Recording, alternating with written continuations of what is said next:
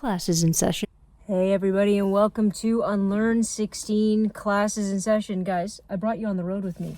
We're going to have hot dogs. We're going to talk about baseball. Could I find a hot dog vendor? No. So what did I do? Well, I did the second best. I got them from Harvey's. Canadian. And they make an excellent hot dog. All right, well, this podcast related to my book. That's not what this book is about.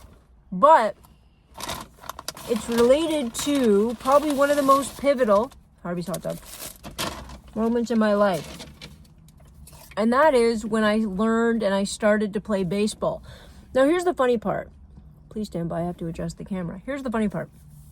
I think playing baseball was accidental. I grew up in a small town in Mansfield. And in the winter, you learned how to ski. And in the summer, everybody played baseball. So that's just what it was, because that's what it was all to do. Cream soda. Icy. Amazing. All my sugar for the week. All right, so I learned how to play baseball in this small town. And when I was in this small town, everybody played hardball. Why? Because it was tiny. It was 1,100 people. I don't know how many kids. I don't even know where they all came from, to be honest with you.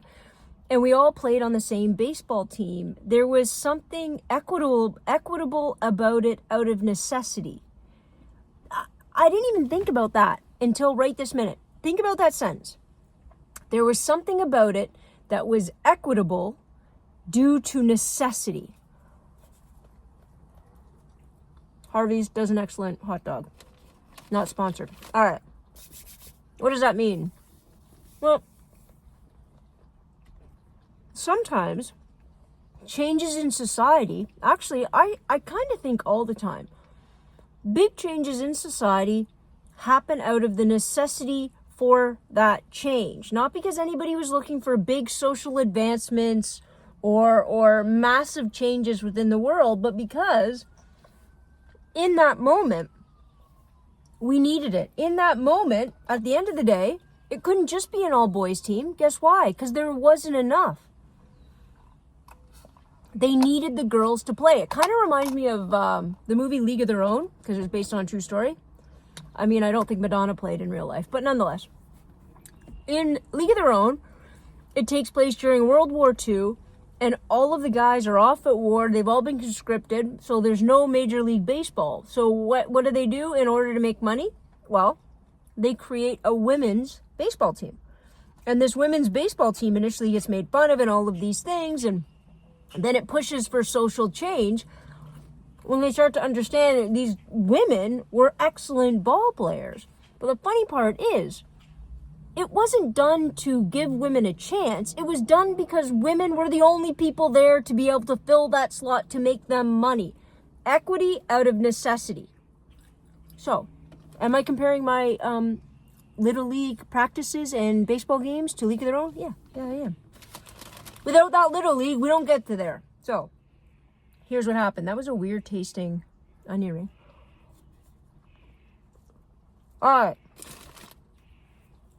Anybody that hates it when people eat and talk at the same time are going to hate this episode. But I was hungry, and it was too windy to go sit by a ball diamond in order to talk to you guys, so I got a hot dog and I sat here instead.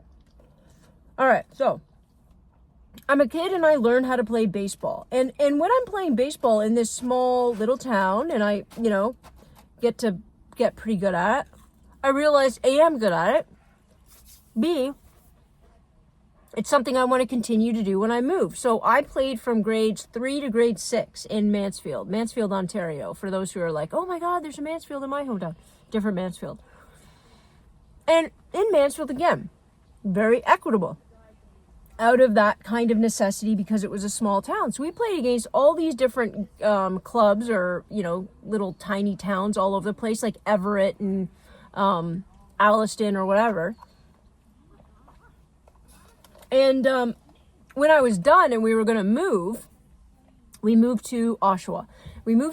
I just considered of course, I would just go to Oshawa and I would play in the same league. Why? Because why wouldn't I? Why would I? Because I noticed all of the girls were playing softball, but I'm like, why would I play softball when I learned how to play hardball? I was a pitcher, I was a catcher. It was a totally different game. And by the by, just on a side note, this whole creating softball for women to play doesn't make a whole hell of a lot of sense to me. Number one, look at the size of my hand. Why are you giving me a softball that's 12 inches instead of a hardball? That's just stupid. In my opinion, that's sexist in and of itself. You give us something that's bigger for us to be able to throw and wheel to make us worse at the sport. It's a conspiracy theory I haven't quite worked out yet. So nonetheless, that's true. And I come to Oshawa and I'm not going to play softball. Oh, I go to the house league team. Want to play house league. Before I play house league, here's the interesting part. I find out there's a rep team. Now remember, I would have been going into grade 7. So 12 years old. And at 12 years old, girls, tend to be you're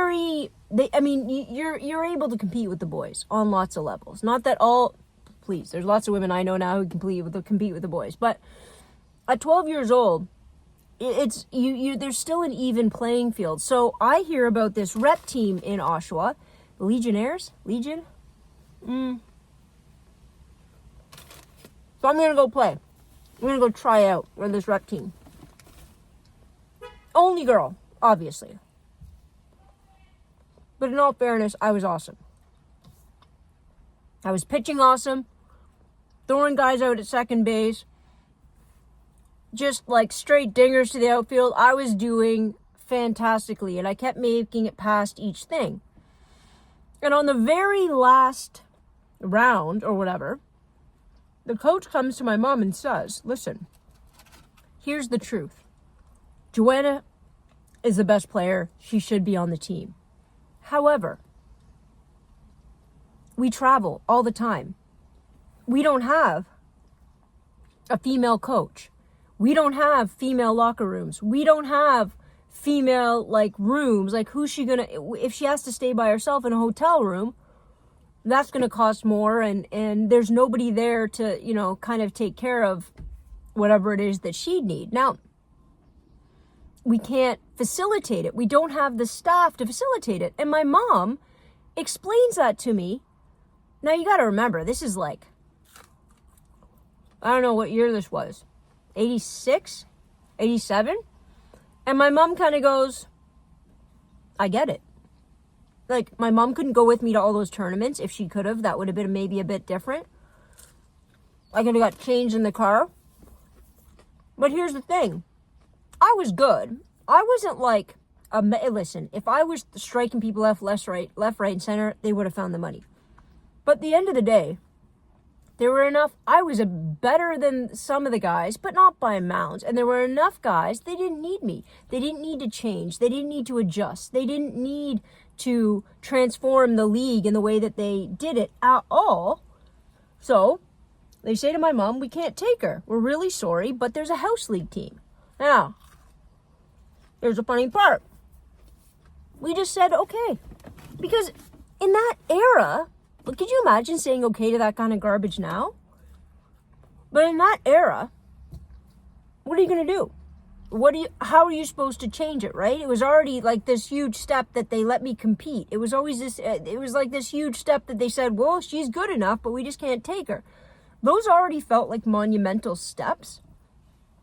So it didn't feel like we could push it any further than we already did. And there was no necessity. They had other guys to fill the spots. It was going to be fine. It's not like the team was going to have a big problem, right? So all of that being true, it's a very interesting way to look back on it.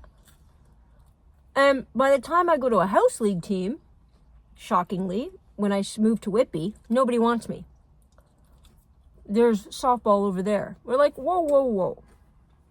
So I go to house league in Whitby in grade 9, and right before grade 9, and they don't want to take me.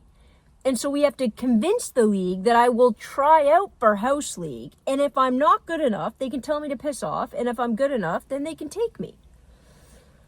Again, baffles my mind. It's a house league team, right? There's still kids picking their nose in right field on teams like this. It wasn't like high elite baseball. Yet, because I was a girl, I needed to try out. And I tried out, and I was great, and I batted fourth, and, whatever. All things aside, I had to prove myself. And this is another sort of shaping moment, I think. I realized that I had to be better, perform better, act better, do better than guys I was competing against in the exact same sort of level, the exact same league, to do the exact same thing. What? I know when you read the chapter, if you read the chapter and I talked about how I got my mom to stitch girl across my leg because I had short hair, nobody could tell I was a girl kicking their ass, which I really wanted them to know. Wanted them to know. Now, at some point, they start to chat about it. Is that a girl? Is there a girl back catching? Did a girl just hit a home run? That's kind of the banter, and I kind of like that. Obviously, my mom loved it because she was a scorekeeper for all those games. So, at some point, I just get annoyed that nobody can tell that I'm a girl. Now, here's the funny part. I don't know if it was a identity thing as much as it was you undervalue girls so much that when you find out I'm a girl, I need you to know so you know you are wrong. Your assumptions are wrong. Your stereotypes are wrong. Your whole line of thought is wrong. So I don't know if those were the baby times when I'm like, I really want to make sure that people know who I am. Not just because I need to be right. Like, do you understand the difference? I don't know if I'm explaining it well. To understand the difference between wanting to be secure in an identity and who you are and your sex being a part of that. Because I don't know if I ever really cared. But I needed them to know because they were undervaluing and sidelining girl after girl after girl. And I needed them to know that I might have tricked them with my short haircut. And once you find out, don't just give me accolades. Don't just give me respect. Give respect to girls. Stop keeping them out, right? But again, at the time, none of this was conscious.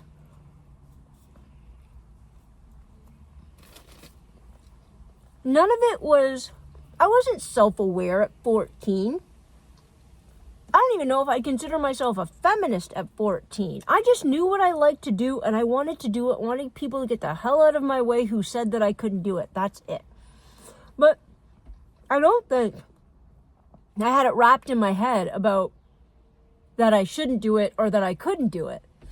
But then my head goes back to equity out of necessity. And it's the same idea, going back to the world wars, right? It's the same thing that allowed, that instigated, that gave the space for women to step out of the house into roles of bankers and machinists and welders and builders and bankers.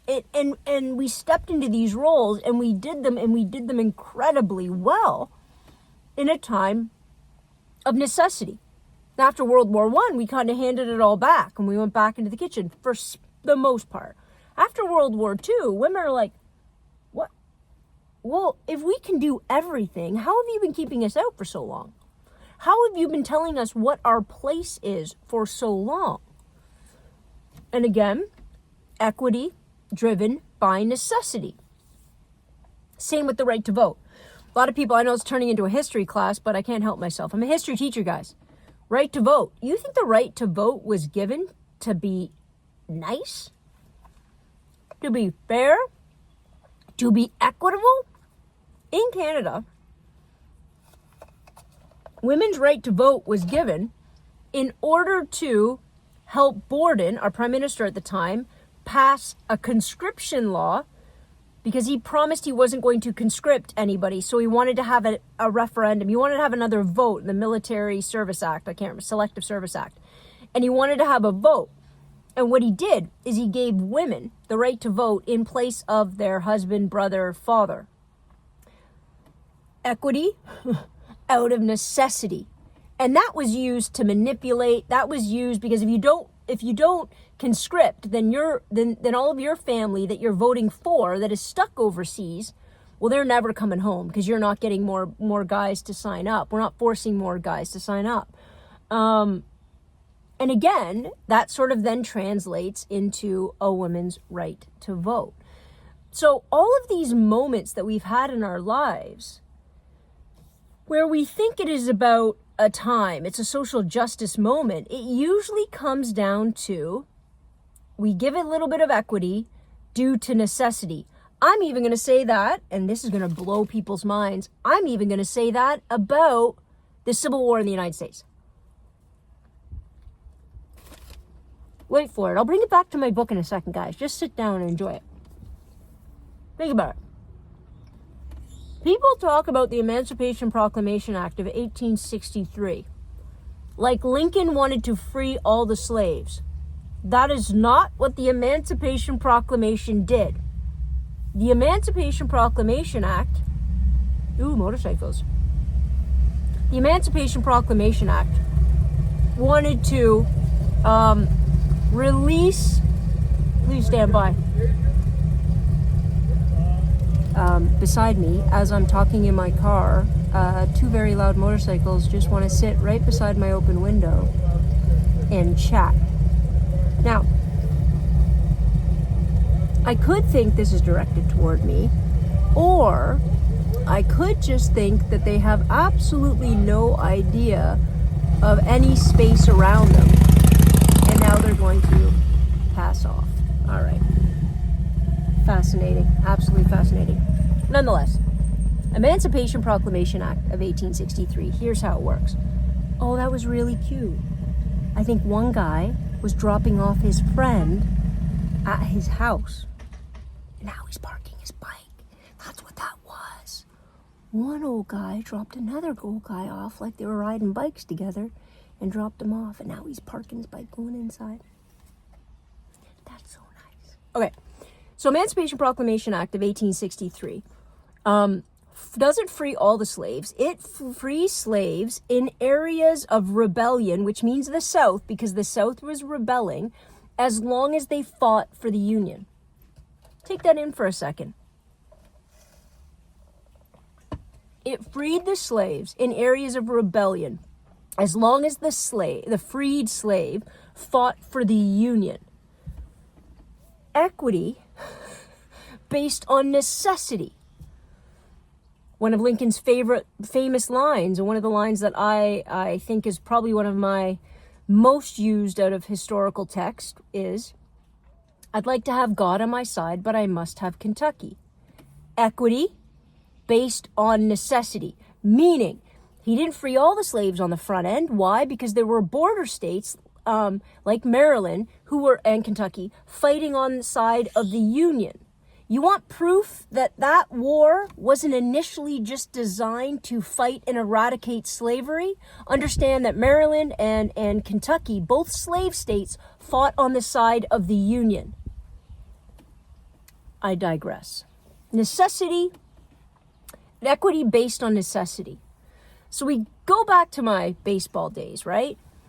And over the years, I had to prove myself again and again and again and again to kids that wanted to charge me at home plate, and they accidentally tripped over my leg, broke their collarbone. Sometimes karma, instantaneous. Again and again and again, guys that pitched a little too hard, high on the inside just to test my boundaries again and again and again. And what I think that did for me, again, subconsciously, because I think if anybody had articulated this roadblock, this obstacle, it would have felt insurmountable. Do you know what I mean by that? And I'm going to get to teaching in a second, because I think sometimes we tell kids the things they are facing, the things they are up against, and we talk about them so much that we give the obstacle more power than the individual to overcome it. And that can be true in athletics.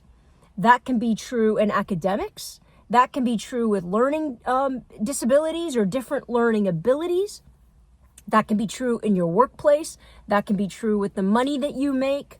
All of these things are ways of saying, there's the obstacle dead ahead, whatever that is.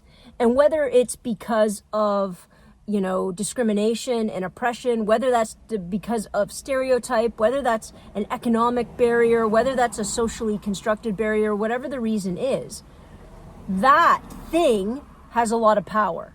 And if we give that too much power, we don't even try to climb it. So as a kid, I wasn't aware. I really wasn't. I was aware of the fact that I wanted to play baseball. That's it. I was aware that, and just out of curiosity, side note, these onion rings taste funny. I think I should probably stop eating them. Maybe old grease. But I wasn't aware that it was this insurmountable obstacle. I just wanted to play baseball. And I had a mom and I had a dad. My dad also came to every single baseball game. Now, funnily enough, every time I finished a game with my dad, he'd see every game. I'd sit in the car. He'd drive me home, even if my mom went as well. He'd always give me Wrigley's peppermint gum. No, spearmint. What's the green one? So I have a very specific memory receptor for that kind of smell of gum. He usually got me the double pack. And all the way home, he'd tell me all the ways I could have played the game better, which, hilarious, but nonetheless.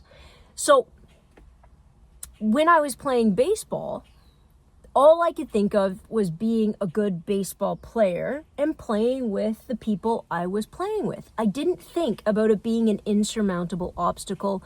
My mom never made me feel that way. My dad as hell didn't make me feel that way at all. Because he never compared me to a single other person, which was also interesting. He never said that guy hit better than you or that guy did something you didn't do or whatever. It was always about me. Lower your left shoulder when you're hitting, or you pulled your head up off the ball, or when you threw, you didn't put your hips, whatever the case may be. He made it very me specific. So when I had these support systems and subtle support systems that didn't highlight the obstacle, just highlighted my capacity and their expectation of me, guess what? I just continued to play.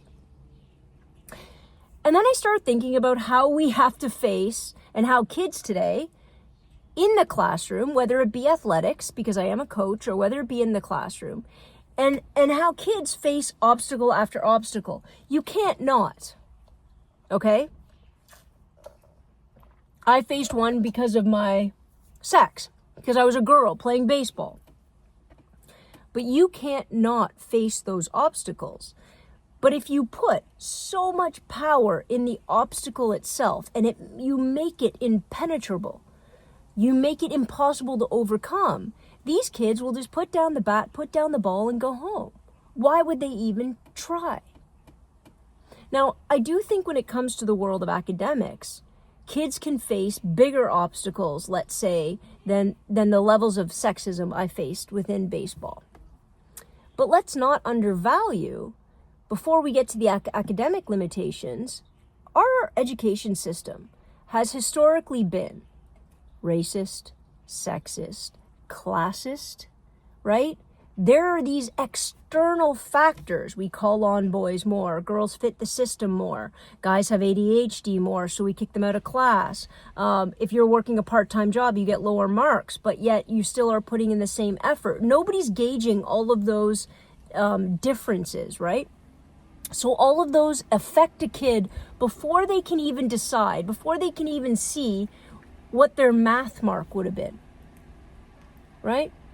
And then you add on the other layer, the extra obstacle of learning differences, because every kid will learn differently. Every kid will have their obstacle. And I think what the education system has done, with the best of intent, but I think to a worse end game, is they've gotten really good at identifying the obstacle and trying not to make the kid feel bad for having to carry that obstacle with them, right?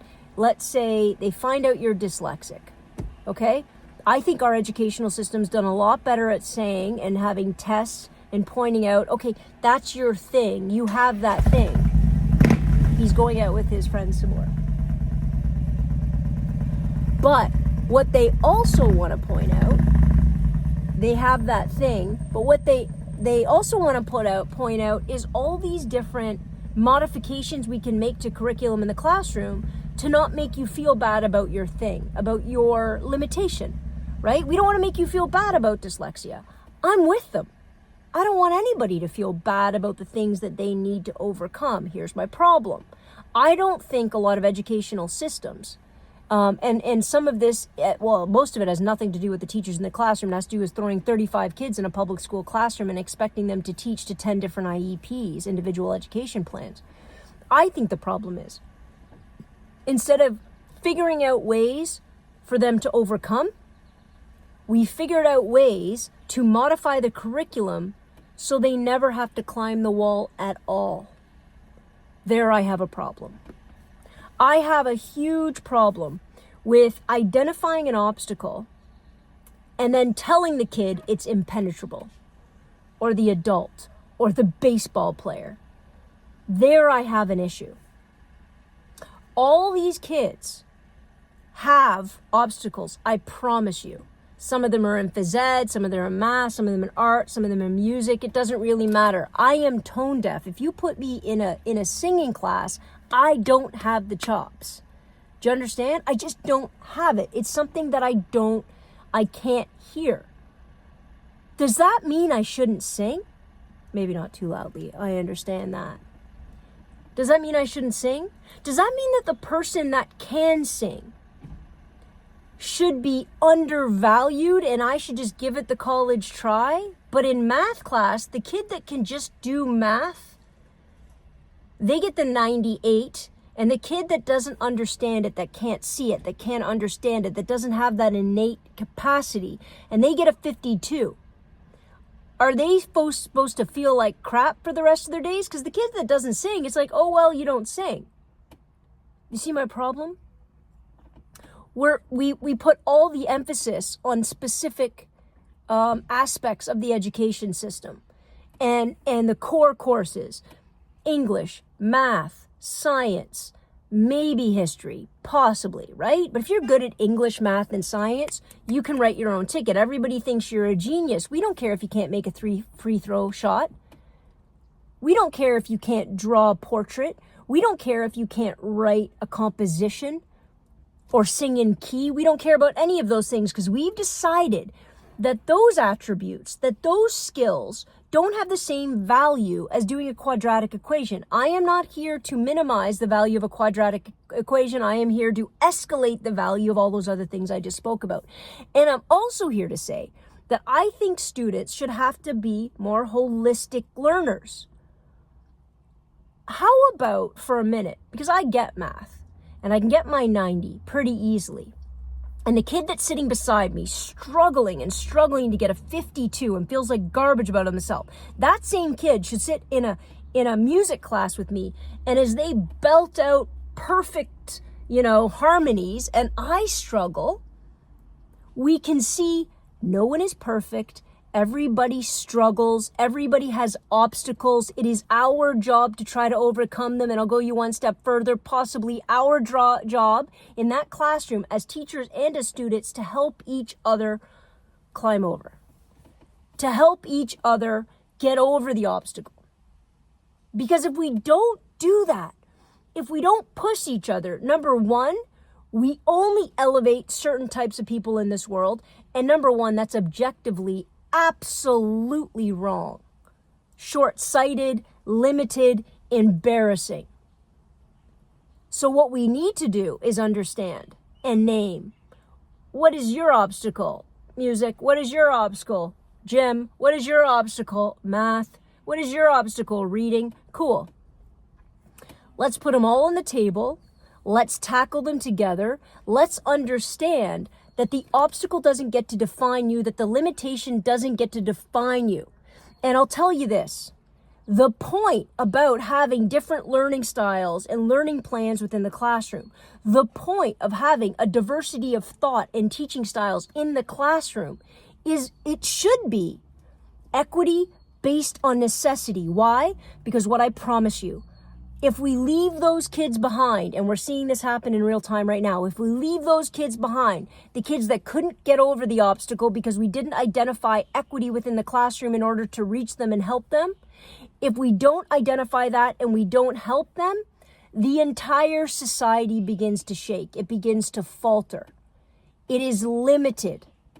And we lose perspective of genius in those individuals because we never afforded them the opportunity to explore what they are great at. And I promise you, everybody is great at something. We just need to figure out what that is.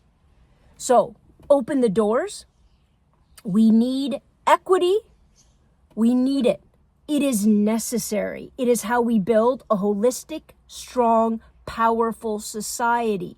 We don't just ignore the things that we're not good at. We get better at them. I might not ever be a great singer, but damn it, one time in one place in one song, I will hit that note. Probably by accident, but nonetheless. We need, in the time of need, we look to equity. And that will bring us to a better end. That will help individuals, but on the whole, it's going to help the team. It's going to help the society. It's going to help us progress faster than we've ever progressed before. There is a goal in the equity out of necessity. Don't think that diversity and equity are just to be nice. No, no, no, no. Diversity and equity are smart plays out of necessity. You want to know who drops out of school the quickest? Genius. How in the hell is that true? Thank you guys so much for hanging out. Until next time, I will see you next Tuesday. Same bat time, same bat channel. Have a great day, guys. Dismissed.